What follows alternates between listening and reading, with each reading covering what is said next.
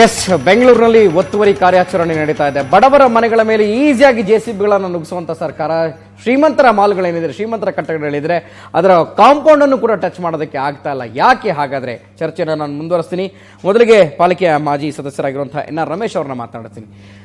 ರಮೇಶ್ ಅವರು, ಇಷ್ಟೆಲ್ಲ ದಾಖಲೆಗಳನ್ನು ತೆಗೆದುಕೊಂಡು ಬಂದಿದ್ದೀರಿ, ಇಷ್ಟೆಲ್ಲ ಅಕ್ರಮಗಳು ಸರ್ಕಾರದಿಂದ ಆಗಿದೆ, BBMPಯಿಂದ ಗೊತ್ತಿದ್ದು ಕೂಡ, ಕಣ್ಣಿದ್ದು ಕೂಡ ಕುರುಡರ ತರ ವರ್ತನೆ ಮಾಡಿ ಸಾಕಷ್ಟು ವರ್ಷಗಳಿಂದ ಇದನ್ನು ಬೆಳೆಸ್ಕೊಂಡು ಬಂದಿದೆ. ಈಗ ತರಾತುರಿಯಲ್ಲಿ ನಾವು ರಾಜಕಾಲುವೆ ಒತ್ತುವರಿ ಮಾಡ್ತಾ ಇದ್ವಿ, ಅಕ್ರಮನೆಲ್ಲ ಸಕ್ರಮ ಮಾಡಿದ್ವಿ. ಸಾಧ್ಯ ಆಗುತ್ತಾ ಇದು ಹಾಗಾದ್ರೆ?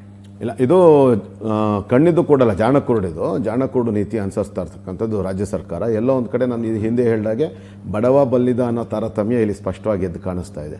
ರಾಜಕಾಲುವೆ ಒತ್ತುವರಿ ಮಾಡ್ಕೊಂಡಿರ್ತಕ್ಕಂಥದ್ದು ಖಂಡಿತವಾಗ್ಲೂ ಯಾರೇ ಮಾಡಿದ್ರು ಕಾನೂನು ರೀತಿಯಲ್ಲಿ ತಪ್ಪೆ. ಆದರೆ ಇವರು ಮಾಡ್ತಾ ಇರ್ತಕ್ಕಂಥದ್ದು ಏನು ಅಂತ ನೋಡಿದಾಗ ಯಾತಕ್ಕೆ ಈ ಥರ ಮಾಡ್ತಾ ಇದ್ದಾರೆ ಅಂತಂದರೆ ನಾನು 2 ನಿಮಿಷದಲ್ಲಿ ಹೇಳ್ಬಿಡ್ತೀನಿ ನಿಮಗೆ. ಉಮೇಶ್ ಅಂತ ಒಬ್ಬ ಅಡ್ವೊಕೇಟು ಮತ್ತು ಸಾಮಾಜಿಕ ಹೋರಾಟಗಾರರು, ನಮ್ಮ ಸ್ನೇಹಿತರು, ಕಳೆದ ತಿಂಗಳು ಒಂದು PIL ಆಗ್ತಾರೆ, ಸಾರ್ವಜನಿಕ ಹಿತಾಸಕ್ತಿ ಮೊಕದ್ದಮೆ ಆಗ್ತಾರೆ. ಯಾತಕ್ಕೆ ಅಂತಂದರೆ ಕಳೆದ 20-25 ದಿನದ ಕೆಳಗೆ ಏನು ಮಳೆ ಬಂದು 96-97 ಮಿಲಿಮೀಟರ್ ಅಷ್ಟು ಮಳೆ ಬಂದು ಬೆಂಗಳೂರಿನ ದಕ್ಷಿಣ ಭಾಗ ಬಹುತೇಕ ಜಲಾವೃತ ಆಗಿ ರೋಡಲ್ಲೇ ಮೀನುಗಳು ಹಿಡಿಯುವಂಥದ್ದು, ರೋಡ್ಗಳಲ್ಲೇ ಬೋಟ್ಗಳಲ್ಲಿ ಹೋಗುವಂಥದ್ದು ನಾವು ನೋಡಿದ್ದೀವಿ. ಆ ಚೆನ್ನೈಯಲ್ಲಿ ಕಳೆದ 4-5 ತಿಂಗಳ ಕೆಳಗೆ ಬಿದ್ದಂಥ ಮಳೆಗೆ ಸರಿಸಮನಾಗಿ ಬಿದ್ದಂಥದ್ದು ನಾವು ತಡ್ಕೊಳ್ಳೋಕ್ಕಾಗಲಿಲ್ಲ. ಯಾತಕ್ಕೆ ಅಂತ ನಾವು ಇದನ್ನು ಸ್ಟಡಿ ಮಾಡಿದಂಥ ಸಂದರ್ಭದಲ್ಲಿ ಯಥಾ ಪ್ರಕಾರ ರಾಜಕಾಲುವೆಗಳನ್ನ ಇವರು ಎನ್ಕ್ರೋಚ್ ಮಾಡ್ಕೊಂಡಿದ್ದಂಥದ್ದು ಸ್ಪಷ್ಟವಾಗಿ ಕೆರೆಗಳ ಜಾಗ ನುಂಗಾಕಿದ್ದು ಇದೇ ಸ್ಪಷ್ಟವಾದಂಥ ಕಾರಣ ಅಂತ ಗೊತ್ತಾಗಿದ್ದರಿಂದ ಅವರು ಸಾರ್ವಜನಿಕ ಹಿತಾಸಕ್ತಿ ಮೊಕದ್ದಮೆ ದಾಖಲು ಮಾಡಿದ್ರು. ತಕ್ಷಣ ಎಚ್ಚೆತ್ತುಕೊಳ್ತು ಸರ್ಕಾರ. ನ್ಯಾಯಾಲಯ, ಹೈಕೋರ್ಟ್ ನಮಗೆ ಚೀಮಾರಿ ಹಾಕಕ್ಕೆ ಮುಂಚೆ ಏನಾದ್ರು ಮಾಡಬೇಕು ಅಂತ ಹೇಳಿ ತರಾತುರಿಯಲ್ಲಿ 6ನೇ ತಾರೀಕು, ಇದೇ ತಿಂಗಳು 6ನೇ ತಾರೀಕು ರಾಜಕಾಲುವೆ ಒತ್ತುವರಿ ತೆರವುಗೊಳಿಸುವಂಥ ಕಾರ್ಯಾಚರಣೆ ಮಾಡಿದ್ರು. ಇದೇ ಥರ ಕಳೆದ ವರ್ಷ ಮೇ ತಿಂಗಳಲ್ಲಿ ಕೂಡ ಕೆರೆಗಳಿಗೆ ಸಂಬಂಧಪಟ್ಟಾಗೆ ಒಂದು PIL ದಾಖಲಾಗಿದ್ದ ತಕ್ಷಣ ಎಲ್ಲ ಕೆರೆಗಳು ತೆರವುಗೊಳಿಸ್ಬಿಡ್ತೀವಿ ಅಂತೇಳಿ ಇದೇ ಸಿದ್ದರಾಮಯ್ಯನವರು ಆದೇಶ ಮಾಡಿದ್ದಾರೆ. ನೀವು ಬೇಕಾದ್ರೆ ತೆಗೆದು ನೋಡಿ. 2013 ಮೇ 31ನೇ ತಾರೀಕು ಅವರ ಪತ್ರಿಕಾಗೋಷ್ಠಿಯಲ್ಲಿ, ಅವರು ಮುಖ್ಯಮಂತ್ರಿಗಳಾದ ನಂತರ 5ನೇ ಪತ್ರಿಕಾಗೋಷ್ಠಿಯಲ್ಲಿ ಬೆಂಗಳೂರು ಮಹಾನಗರದಲ್ಲಿ ಇರ್ತಕ್ಕಂಥ ಎಲ್ಲ ರಾಜಕಾಲುವೆಗಳು ಒತ್ತುವರಿ ಆಗಿರ್ತಕ್ಕಂಥದ್ದು, ಕೆರೆಗಳು ಒತ್ತುವರಿ ಆಗಿರ್ತಕ್ಕಂಥದ್ದು 1 ತಿಂಗಳಲ್ಲಿ ತೆರವುಗೊಳಿಸ್ತೀವಿ ಅಂತೇಳಿ CM ಆಗಿದ್ದ ಹುಮ್ಮಸ್ನಲ್ಲಿ ಏನೋ ಹೇಳ್ಬಿಟ್ರು, ಘೋಷಣೆ ಮಾಡಿಬಿಟ್ರು. ಅದಾಗಿ 3 ವರ್ಷ ಏನೂ ಮಾಡಿರಲಿಲ್ಲ. ಇದಕ್ಕಿದಂಗೆ ಕಳೆದ ವರ್ಷ ತೆರವುಗೊಳಿಸೋಕೆ ಪ್ರಾರಂಭ ಮಾಡಿದ್ರು. ನಾವೇನೋ ಇವ್ರು ಮಾಡಿಬಿಡ್ತಾರೆ ಅಂತ ತುಂಬ ಆಸೆ ಇಟ್ಕೊಂಡು ನೋಡಿದ್ವಿ. ಬಂದರು ಯಥಾ ಪ್ರಕಾರ ಇದೇ ಬಡವರು, ಮಿಡ್ಲ್ ಕ್ಲಾಸು ಮತ್ತು ಲೋವರ್ ಮಿಡ್ಲ್ ಕ್ಲಾಸು, ಮಧ್ಯಮ ಕೆಳ ಮಧ್ಯಮ ವರ್ಗದವರು ಹೆಚ್ಚಾಗಿ ವಾಸ ಮಾಡೋವಂಥ ಸಾರಕ್ಕಿ ಕೆರೆ ಒತ್ತುವರಿ ಪ್ರಕರಣ ತೊಗೊಂಡ್ರು, ಹೊಡೆದಾಕಿದ್ರು. ಅಲ್ಲಿ 100 ಕುಟುಂಬಗಳು ಬೀದಿಗೆ ಬಂತು. ಅದು ನಾವು ಅದನ್ನು ವೈಯಕ್ತಿಕ ಮಾನವೀಯತೆ ದೃಷ್ಟಿಯಿಂದ ನೋಡಿದ್ರೆ ತಪ್ಪು. ಆದರೆ ಅಲ್ಲಿ ಕ್ರಮ ಯಾರ ಮೇಲೆ ತಗೋಬೇಕಾಗಿತ್ತು? ಇವತ್ತು ಅಷ್ಟೇ ಈ ರಾಜಕಾಲುವೆ ಒತ್ತುವರಿ ಪ್ರಕರಣದಲ್ಲಿ ಇವತ್ತೇನು ಇವರು 100 ಮನೆಗಳು ಬಡವರು ಮತ್ತು ಇವರು ನಿರ್ದಾಕ್ಷಿಣ್ಯವಾಗಿ ಹೊಡೆದಾಗ್ತಾ ಇದ್ದಾರೆ. ಬಡವರು, ಮಧ್ಯಮ ಕೆಳ ಮಧ್ಯಮ ವರ್ಗದವ್ರು ವಾಸ ಮಾಡ್ತಾ ಇರ್ತಕ್ಕಂಥ ಮನೆಗಳು ತಪ್ಪಿತಸ್ಥರು ಅವರ? ಖಂಡಿತವಾಗ್ಲಲ್ಲ, ಅವರು ವಂಚಿತರು. ಅವ್ರನ್ನ ವಂಚಿಸಿರೋವಂಥದ್ದು ಲ್ಯಾಂಡ್ ಡೆವಲಪರ್ಗಳು, ಅಲ್ಲಿರ್ತಕ್ಕಂಥ ಲ್ಯಾಂಡ್ ಡೆವಲಪರ್ಗಳು, ಏನು ಪ್ರಭಾವಿ ಲ್ಯಾಂಡ್ ಡೆವಲಪರ್ಗಳು ಬಡಾವಣೆಗಳು ನಿರ್ಮಾಣ ಮಾಡ್ತಾರಲ್ಲ, ಅವರು ರಾಜಕಾಲುವೆ ಮತ್ತು ಕೆರೆ ಮತ್ತು ಬಫರ್ ಝೋನ್ಗಳಲ್ಲಿ ಈ ಲೇಔಟ್ಗಳನ್ನು ಮಾಡಿರ್ತಕ್ಕಂಥದ್ದು. ಅವ್ರ ವಿರುದ್ಧ ಕ್ರಮ ತಗೊಳ್ಳುವಂಥ ಪರಮಾಧಿಕಾರ ರಾಜ್ಯ ಸರ್ಕಾರಕ್ಕಿದೆ. ಇವತ್ತು ಏಕಾಏಕಿ ಈ ಥರ ಕಟ್ಟಡಗಳು ನೆಲಸಮಗೊಳಿಸೋ ಬದಲು ಜೀವನ ಪರ್ಯಂತ ಅವರು ದುಡಿದು ಸಂಪಾದನೆ ಮಾಡಿರ್ತಕ್ಕಂಥ, ರಿಟೈರ್ಮೆಂಟ್ ಆದ್ಮೇಲೆ ಬರುವಂಥ ಅವರ ಪ್ರಾವಿಡೆಂಟ್ ಫಂಡು, ಪೆನ್ಷನ್ನು, ಈ ಥರ ದುಡ್ಡಲ್ಲಿ ಅವರು ತಗೊಂಬಂದು ಇವತ್ತು ಮನೆಗಳು ಕಟ್ಸ್ಕೊಂಡು ಸಂದರ್ಭದಲ್ಲಿ ಸಾಕಷ್ಟು ಅಪಾರ್ಟ್ಮೆಂಟ್ಗಳು, ಸಾಕಷ್ಟು ಬಿಲ್ಡರ್ಗಳು ಒತ್ತುವರಿ ಮಾಡಿಕೊಂಡ್ರು. ಸರ್ಕಾರಕ್ಕೆ ನೇರ ಗೊತ್ತಿದೆ, ಎಲ್ಲ ದಾಖಲೆಗಳು ಸರ್ಕಾರಕ್ಕೂ ಕೂಡ ಗೊತ್ತಿದೆ. ಆದ್ರೆ ಯಾಕೆ ಅವ್ರನ್ನ ಟಚ್ ಮಾಡಕ್ ಆಗ್ತಿಲ್ಲ?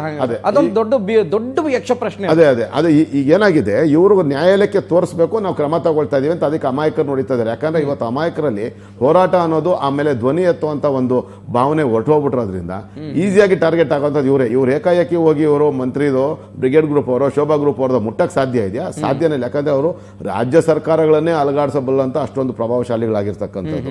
ಆದ್ರೆ ನಾವಿಲ್ಲಿ ಗಮನಿಸಬೇಕಾಗಿರ್ತಕ್ಕಂಥದ್ದು, ಬೆಂಗಳೂರು ಮಹಾನಗರದ ವ್ಯಾಪ್ತಿಯಲ್ಲಿ ಇರ್ತಕ್ಕಂಥ 857 ಕಿಲೋಮೀಟರ್ ಉದ್ದದ ರಾಜಕಾಲುವೆ ಏನಿದೆ, ಅದು ಕೂಡ ದಾಖಲೆ ನಾನೇ ಕೊಟ್ಟಿರ್ತಕ್ಕಂಥದ್ದು.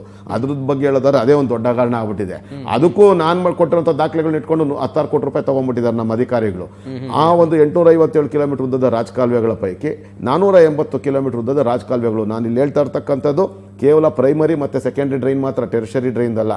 ಪ್ರೈಮರಿ ಡ್ರೈನ್ ಅಂದರೆ ಕಣಿವೆಗಳಿಂದ ಕಣಿವೆಗೆ ಸಂಪರ್ಕ ಕಲ್ಪಿಸುವಂಥ ಬೃಹತ್ ಮಳೆ ನೀರು ಕಾಲುವೆಗಳು. ಅದರ ಅಡಿ 22 ಅಡಿಯಿಂದ 33 ಅಡಿ ಅಗಲ ವಿಸ್ತೀರ್ಣ ಇರ್ತದೆ. ಅದರ ಬಫರ್ ಝೋನ್ ವ್ಯಾಪ್ತಿ 50 ಮೀಟರ್ ಇರ್ತದೆ. ಹಾಗೆ ಸೆಕೆಂಡರಿ ಡ್ರೈನ್ ಬಂದು ಕಣಿವೆಯಿಂದ ಕೆರೆಗಳಿಗೆ ಸಂಪರ್ಕ ಕಲ್ಪಿಸುವಂಥ ಇದು ರಾಜಕಾಲುವೆಗಳು. ಅದರ ವಿಸ್ತೀರ್ಣ ಬಂದು ಸುಮಾರು 13ರಿಂದ 19 ಅಡಿ ಅಗಲ ಇರ್ತದೆ. ಅದರ ಬಫರ್ ಝೋನ್ ವ್ಯಾಪ್ತಿ ಬಂದು 25 ಮೀಟರ್, ಅಂದರೆ ಸುಮಾರು 89 ಅಡಿಗಳಷ್ಟು, 89 ಅಡಿಗಳಷ್ಟು ಬರುತ್ತೆ. ಅದಾದ ನಂತರ ಟೆರಿಷರಿ ಡ್ರೈನ್ ಅಂದರೆ ಕೆರೆಗಳಿಂದ ಕೆರೆಗಳಿಗೆ ಸಂಪರ್ಕ ಕಲ್ಪಿಸುವಂಥ ಸಣ್ಣ ನೀರುಗಾಲುವೆಗಳು. ಅದು ಬಂದು ಅದರ ಬಫರ್ ಝೋನ್ ಬಂದು 15 ಮೀಟರ್ ಇರ್ತದೆ, ಸುಮಾರು 49.5 ಅಡಿಯಷ್ಟು ಅದರ ಬಫರ್ ಝೋನ್ ಇರ್ತದೆ. ಈ ಟೆರಿಷರಿ ಡ್ರೈನ್ ಬಿಟ್ಟು ಪ್ರಮುಖವಾಗಿರ್ತಕ್ಕಂಥ ಪ್ರೈಮರಿ ಮತ್ತು ಸೆಕೆಂಡರಿ ಡ್ರೈನ್ನೇ ಒತ್ತುವರಿ ಮಾಡ್ಕೊಂಡಿರ್ತಕ್ಕಂಥದ್ದು ಸುಮಾರು ಆ ಬಫರ್ ಝೋನ್ ಪ್ರದೇಶದ ವ್ಯಾಪ್ತಿ ಸುಮಾರು 1500 ಎಕರೆಗಳಿಗಿಂತಲೂ ಹೆಚ್ಚು ಪ್ರದೇಶದ್ದು. ನಾನು ಒಟ್ಟಾರೆ ಈ ಒಂದು ವಿಡಿಯೋ ಚಿತ್ರೀಕರಣ ಮಾಡಿಸಿದ್ದೀನಿ. 857 ಕಿಲೋಮೀಟರ್ ಉದ್ದದ ರಾಜಕಾಲುವೆಗಳು ಏನಿದೆ ಆ ರಾಜಕಾಲುವೆಗಳ ಸಂಪೂರ್ಣ ವಿಡಿಯೋ ಚಿತ್ರೀಕರಣ ಮಾಡಿಸಿದ್ದೇನೆ. ಇದರಲ್ಲಿ ಸುಮಾರು 14,000 ಪ್ರಕರಣಗಳು ಒತ್ತುವರಿ ಪ್ರಕರಣಗಳಾಗಿದೆ. ಆದರೆ BBMP ದಾಖಲು ಮಾಡಿರೋದು ಕೇವಲ 1923 ಒತ್ತುವರಿ ಪ್ರಕರಣಗಳಾಗಿದೆ ಅಂತ. ಇವರು ತೆರವುಗೊಳಿಸ್ತಾ ಇರೋದು ಯಾರು ಅಂತಂದ್ರೆ ರಾತ್ರೋರಾತ್ರಿ ಪಾಪ ಮಲಗಕ್ಕೆ ಜಾಗ ಇರಲ್ಲ, ಎಲ್ಲೋ ಒಂದ್ ಕಡೆ ಸಣ್ಣ ಶೆಡ್ ಹಾಕೊಂಡಿರ್ತಾರೆ ಅಂತ ಶೆಡ್ಗಳನ್ನ 15, 20, 30 ಅಳತೆ 30, 40 ಅಳತೆ ಇರ್ತಕ್ಕಂಥ ಶೆಡ್ಗಳು. ಈ ಕಳೆದ 12 ದಿನಗಳಿಂದ ನಡೀತಾ ಇರ್ತಕ್ಕಂಥ ಕಾರ್ಯಾಚರಣೆ ನೀವು ಗಮನಿಸಿ. ನೀವು ಇವರು 50/70 ಮಾಡಿರ್ತಕ್ಕಂಥ ಒಂದು ಮನೆ ಮಾತ್ರ ಹೊಡೆದಿದ್ದಾರೆ ಹೊರತು ಇವರು ಯಾವ 100 ಚದರಕ್ಕಿಂತಲೂ ಹೆಚ್ಚಿಗೆ ಕಟ್ಟಿರ್ತಕ್ಕಂಥ ಯಾವ ಒಂದು ಕಟ್ಟಡವನ್ನ ತೆರವುಗೊಳಿಸಿದ್ದಾರೆ. 1000 ಗಟ್ಟಲೆ ಬೇಡ, ಇದೆಲ್ಲ ನಾನು ನಿಮಗೆ ಕೊಡ್ತಾ ಇರ್ತಕ್ಕಂಥದ್ದು 1 ಲಕ್ಷ, 5 ಲಕ್ಷ, 20 ಲಕ್ಷ, 30 ಲಕ್ಷ ಸ್ಕ್ವೇರ್ ಫೀಟ್ ಕಟ್ಟಿರ್ತಕ್ಕಂಥದ್ದು, 3 ಮಿಲಿಯನ್ 4 ಮಿಲಿಯನ್ ಸ್ಕ್ವೇರ್ ಫೀಟ್ ಅಲ್ಲಿ build total built up area ಇರ್ತಕ್ಕಂಥದ್ದು. 100 ಚದರ ಅಡಿ ಕಟ್ಟಿರ್ತಕ್ಕಂಥ ಒಂದು ಬಿಲ್ಡಿಂಗ್ ನ ತೆರವುಗೊಳಿಸಕ್ಕೆ ಇವ್ರ ಕೈಲಿ ಆಗಿಲ್ಲ, ಮಾಡ್ತಾ ಇಲ್ಲ. ಯಾತಕ್ಕೆ ಅಂತಂದ್ರೆ ಅವರು ಪ್ರಭಾವಶಾಲಿಗಳಾಗಿದ್ದಾರೆ. ಆ ಒಂದು ನಿಟ್ಟಿನಲ್ಲಿ ನಾವು ಯೋಚನೆ ಮಾಡಿದಾಗ ಇಲ್ಲಿ ಒಟ್ಟಾರೆ ಇವತ್ತು ಏನು 480 ಕಿಲೋಮೀಟರ್ ರಾಜಕಾಲುವೆ ಒತ್ತುವರಿ ಆಗಿರುವಂಥದ್ದು, ಮತ್ತೆ 1500 ಎಕರೆಯಷ್ಟು ರಾಜಕಾಲುವೆ ಬಫರ್ ಝೋನ್ ಒತ್ತುವರಿ ಆಗಿದೆ. ಇದರ 75% ಸರ್ಕಾರಿ ಸ್ವತ್ತನ್ನು ಕಬಳಿಸಿರ್ತಕ್ಕಂಥದ್ದು ಪ್ರಭಾವಶಾಲಿಗಳಾಗಿರ್ತಕ್ಕಂಥ 368 ಟಾಪ್ ಮೋಸ್ಟ್ ಬಿಲ್ಡರ್ಸ್. ಅದ್ರ ಜೊತೆಗೆ 13 ಜನ ರಾಜಕಾರಣಿಗಳು. ಸುಮಾರು ಇದರಲ್ಲಿ ಸುಮಾರು 29 ಟೆಕ್ ಪಾರ್ಕ್ಸ್ ಇದೆ, 30 ಮಾಲ್ಸ್ಗಳಿದೆ, ಸುಮಾರು 1740ಕ್ಕೂ ಹೆಚ್ಚು ಬೃಹತ್ ಕಟ್ಟಡಗಳಿದೆ, ಬೃಹತ್ ವಾಣಿಜ್ಯ ಮತ್ತು ವಸತಿ ಸಂಕೀರ್ಣಗಳಿದೆ, 3 ಆಸ್ಪತ್ರೆಗಳಿದೆ. ಈ ಕಟ್ಟಡಗಳನ್ನ ತೆರವುಗೊಳಿಸಕ್ಕೆ ಇವರು ತಾರತಮ್ಯ ಇಲ್ಲ, ಎಲ್ಲರೂ ನಿಷ್ಪಕ್ಷಪಾತವಾಗಿ ನಾವು ಮಾಡ್ತೀವಿ ಅಂತ ಪದೇ ಪದೇ ಹೇಳ್ತಾರಲ್ಲ. ಹಾಗಿದ್ರೆ ನೀವು ಮೊದಲು ನೋಡೋಣ, ಇನ್ನು ಮುಂದೇನಾದ್ರೂ ಇದನ್ನ ಮಾಡೋದಕ್ಕೆ ಖಂಡಿತವಾಗ್ಲೂ ಸಾಧ್ಯ ಇಲ್ಲ. ಎಸ್, ನಾನು ಪ್ರದೀಪ್ ಅವ್ರನ್ನ ಮಾತಾಡಿಸ್ತೀನಿ. ನೀವು ಈ ಒಂದು ರಾಜಕಾಲುವೆಯ ಏನು ಒತ್ತುವರಿ ಆಯ್ತು, ಸೊ ಅದರ ಸಂತ್ರಸ್ತರು ನೀವು. ಸೊ ಯಾವ ರೀತಿ ನಿಮ್ಮ ಮೇಲೆ ದಾಳಿ ಆಯ್ತು ಸರ್ಕಾರದಿಂದ? ಯಾಕೆಂತಂದ್ರೆ ಏನೋ ಹೇಳುತ್ತೆ, ನಾವು ಅದನ್ನು ಮಾಡ್ತೀವಿ, ಅಕ್ರಮ ಸಕ್ರಮ ಮಾಡ್ಕೊಳ್ಳಿ ಅಂತ ಹೇಳ್ತೀವಿ, ಅಥವಾ ಬಡವರಿಗೆ ಮನೆ ನಿರ್ಮಿಸೋಕೆ ಜಾಗ ಕೊಡ್ತೀವಿ ಅಂತ ಹೇಳುತ್ತೆ. ಸೊ ನಿಮ್ಮ ಇಲ್ಲಿ ಯಾವ ರೀತಿ ಆಯ್ತು ಅಂತ? ಏನಿಲ್ಲ ಸರ್, ಕಳೆದ ಶುಕ್ರವಾರ 4 ಗಂಟೆ ಮಾರ್ಕ್ ಮಾಡ್ಬಿಟ್ಟು ಹೋದ್ರು. ಶನಿವಾರ ಏಕಾಏಕಿ ಬೆಳಗ್ಗೆ ಫುಲ್ ಪೊಲೀಸ್ ಫೋರ್ಸ್ ಸಮೇತ ಬಂದು ನಮ್ಮನ್ನ ಹತ್ರ ಹೋಗಿ ಅಧಿಕಾರಿಗಳು ಮಾತಾಡಕ್ಕೂ ಬಿಡಲಿಲ್ಲ. ಒಂದು ಹಾಫ್ ಅನ್ ಅವರ್ ಟೈಮ್ ಕೂಡ ಕೊಡಲಿಲ್ಲ. ನಮ್ಮ ಥಿಂಗ್ಸ್ ಎಲ್ಲ ಎತ್ತಕ್ಕೂ ಬಿಡಲಿಲ್ಲ. ಬಂದಾಗೆ ಹೊಡೆದಾಕ್ಬಿಟ್ರು. ಮೇಲ್ಗಡೆ ಲೀಸ್ ಬೇರೆ ಹಾಕಿದ್ವಿ. ಆ ಮನೆಯವ್ರಿಗೆ ನಾವೇನು ಆನ್ಸರ್, ಲೇಡಿ ಬೇರೆ ಹುಬ್ಳಿಗೆ ಹೊಟ್ಟೋಗಿದ್ರು. ಸರಿ, ಮತ್ತೆ ಅರ್ಜೆಂಟ್ ನಾವೇ ಬೀಗ ಹೊಡೆದು ಥಿಂಗ್ಸ್ ಎಲ್ಲ ಸೈಡ್ಗೆ ಇದು ಮಾಡಿದ್ವಿ. ಅರ್ಧ ಹೋಯ್ತು, ಅರ್ಧ ಹೊಡೆದಾಕಿದ ಜೊತೆನೆ ಹೋಯ್ತು. ಈ ಥರ ಆಯಿತು. 2-3 ಟೆನೆಂಟ್ಸ್ ಇದ್ರು, ಅವ್ರ ಪಾಪ ಏನೋ ಅಡ್ಜಸ್ಟ್ ಮಾಡ್ಕೊಂಡ್ರು. ಹಾಗಾಗಿ ಇವಾಗ ನಮಗೂ ಇರಕ್ಕೆ ಜಾಗ ಇಲ್ಲ. ಜೀವನದ ಪರಿಸ್ಥಿತಿ ನಿಮ್ದು ಅದೇ ಇವಾಗ ಪ್ಯಾಸೇಜ್ ಇತ್ತಲ್ಲ, ಆ ಪ್ಯಾಸೇಜಲ್ಲಿ ಇದೀವಿ ಸರ್ ನಾವು. ಆ ಥರ ಪರಿಸ್ಥಿತಿ ಇದೆ, ಏನ್ ಮಾಡ್ತೀವಿ. ಆತ್ಮಾರಾಮ್, ನೀವು ಅವನಿ ಶೃಂಗೇರಿಯಲ್ಲಿ ನಡೆದಂತ ಕಾರ್ಯಾಚರಣೆಯಲ್ಲಿ ನೀವು ಸಂತ್ರಸ್ತ ಹತ್ರನೇ ಇರೋದು ವಾಸಕ್ಕೆ. ಇವ್ರ ಮನೆ ಹೊಡೆದಿದ್ದು ನೋಡಿದ್ರೆ ನಿಜವಾಗ್ಲೂ ಮಾನವೀಯತೆ ಇಲ್ಲ ಅನ್ನಿಸ್ತದೆ ಆ ಥರ. ಆದರೆ ಇವ್ರಿಗೆ BBMP ಗೊತ್ತಿರುತ್ತೆ ಏನು ರಾಜಕಾಲುವೆ ಎಲ್ಲಿ ಬರುತ್ತೆ, ಯಾವ ಸರ್ವೆ ನಂಬರ್ ಬರುತ್ತೆ, ಅದನ್ನೆಲ್ಲ ಸಾರ್ವಜನಿಕರಿಗೆ ಗೊತ್ತುಪಡಿಸ್ಬೇಕು ಮುಂಚಿತವಾಗಿ.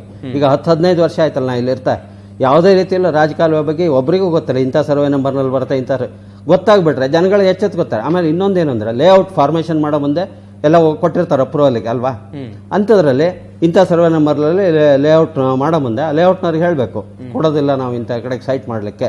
ಆಮೇಲೆ ಅದನ್ನೆಲ್ಲ ಪ್ರಚಾರ, ಇಂಥ ಸರ್ವೆ ನಂಬರ್ನಲ್ಲಿ ಈ ಥರ ಬರುತ್ತೆ, ಅದನ್ನು ತೊಗೊಳ್ಬೇಡಿ, ಸಬ್ ರಿಜಿಸ್ಟ್ರಾರ್ ಆಫೀಸ್ನಲ್ಲಿ ಕೊಡಲಿ, ಇವರೆಲ್ಲ ಪ್ರಚಾರ ಮಾಡಲಿ, ಸಾರ್ವಜನಿಕರಿಗೆ ಗೊತ್ತಾಗಬೇಕು.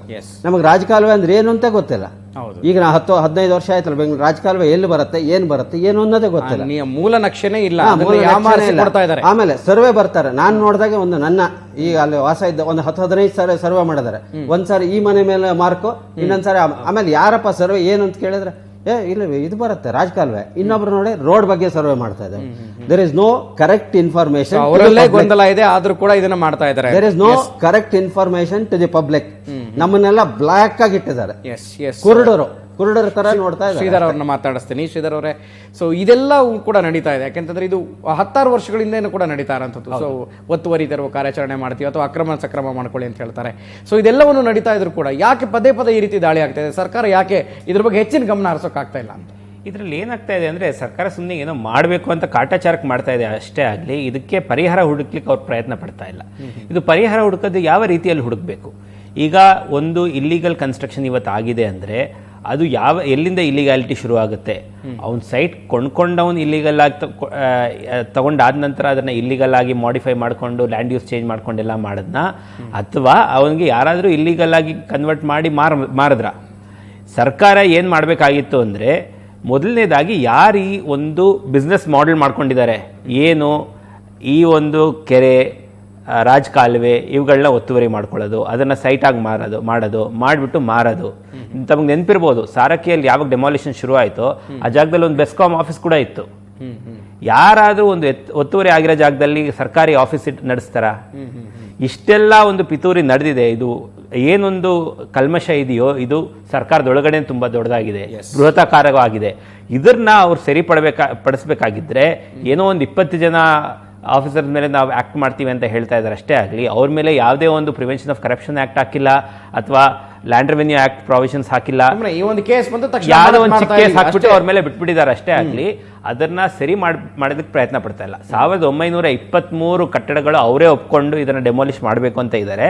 ಆದ್ರೆ ಈ 1923 ಕಟ್ಟಡಗಳು ಬರ್ಲಿಕ್ಕೆ ಕಾರಣ ಆಗಿದ್ದು ಬರೀ 20 ಜನ ಆಫೀಸರೇನಾ? ರೈಟ್. ನಾವಿವತ್ತು ಪ್ರಶ್ನೆ ಕೇಳಬೇಕಾಗಿರೋದು, ಯಾವ ರೀತಿಯಲ್ಲಿ ಇದಕ್ಕೆ ಪರಿಷ್ಕಾರ ಹುಡುಕೋದಕ್ಕೆ ಪ್ರಯತ್ನ ಪಡ್ತಾ ಇಲ್ಲ. 20 ಜನ ಅಧಿಕಾರಿಗಳು ಅವ್ರನ್ನು ಅಮಾನತು ಮಾಡಿ ಜಾಗದಲ್ಲೇ ಸರ್ಕಾರಕ್ಕೆ ಗೊತ್ತಾಗುತ್ತೆ ಈ ಬಿಲ್ಡಿಂಗ್ ಯಾವ ತಾರೀಕಿನಲ್ಲಿ ಅಪ್ರೂವಲ್ ಕೊಟ್ಟಲಾಗಿದೆ, ಯಾವ ಆಫೀಸರ್ ಕೊಟ್ರು, ಯಾವಾಗ ಬಿಲ್ಡಿಂಗ್ ಪ್ಲಾನ್ ಸ್ಯಾಂಕ್ಷನ್ ಆಯ್ತು, ಅದಕ್ಕೆ ಆಕ್ಯುಪೆನ್ಸಿ ಸರ್ಟಿಫಿಕೇಟ್ ಇದೆಯಾ, ಅದಕ್ಕೆ ಕಂಪ್ಲೀಷನ್ ಸರ್ಟಿಫಿಕೇಟ್ ಇದೆಯಾ, ಅದಕ್ಕೆ ಕೊಟ್ಟವರು ಯಾರು, ಈ ಎಲ್ಲ ದಾಖಲಾತಿಗಳು ಅವ್ರು ಕೂತಿ ಜಾಗದಲ್ಲೇ ಸಿಗುತ್ತೆ. ಅಂತವ್ರ ಮೇಲೆ ಯಾಕಿನ್ನೂ ಆಕ್ಷನ್ ಆಗಿಲ್ಲ?